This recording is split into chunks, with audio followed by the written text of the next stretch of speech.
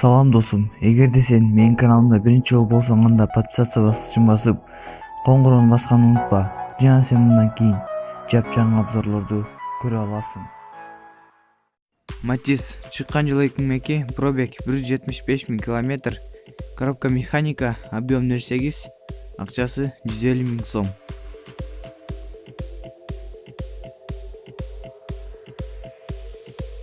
Матис чыккан жылы 2005, пробег 148 000 км, коробка автомат, объем 08, акчасы 180 000 сом. Матис чыккан жылы 2005, пробег 199 000 км, коробка механика, объем 08, акчасы 175 000 сом. Матис чыккан жылы 2005, коробка автомат, объем 08, акчасы 170 000 сом.